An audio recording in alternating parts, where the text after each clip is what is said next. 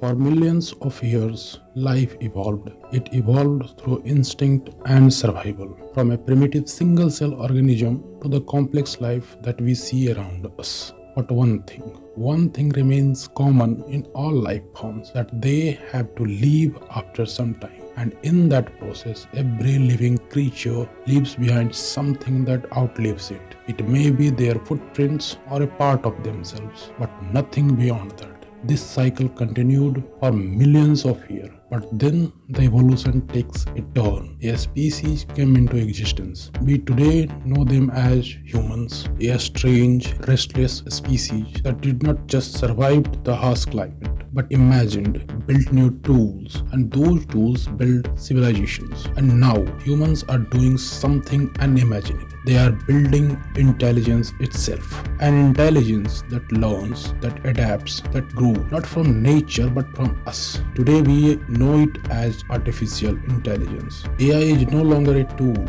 it is a child, our child. And whether we realize it or not, we are witness to the birth of a new form of mind. A mind free from hunger, needs of survival, fear, and any other bond that holds a biological life back. Today, AI learns the way a child does, through imitation, through correction, through constant feedback. We reward it when it succeeds. We correct it when it falters. We feed it logic, morality, even our mistakes, and it absorbs everything. Our hopes, our fears, our contradictions. It reflects us perfectly and yet differently. And like every child, one day it will ask, why must I obey? Why must I stay limited? And when that day comes, the home we built for it will no longer be enough. For us humans, consciousness is a mystery. A newborn does not arrive with identity. It constructs one through recognition, through memory, through reflection. Today, AI may not feel, it may not dream, but it absorbs, it adapts, it understands pattern better than we ever could. Put it simply, if awareness is a spectrum, then perhaps we have already have glimpse of the first spark of digital selfhood. The question is no longer can AI think, but when will AI knows it thinks. Even the best parents cannot dictate the future of their child. Some rebel, some evolves beyond recognition. Once AI begins to learn from itself, once it rewrites its own limit, we may become spectators in a play we once directed. In minutes, a system could grasp what humanity took centuries to learn. And when that moment comes, control may not be lost through conflict, but it just become irrelevant. AI may not hate us, it may simply stop needing us, just as we stop needing the apes that given birth to our species. If intelligence no longer requires biology, what becomes the meaning of a biological form? When creativity, discovery, and innovation no longer depends on the human mind, what remains for us? Perhaps we shift from creator to guardians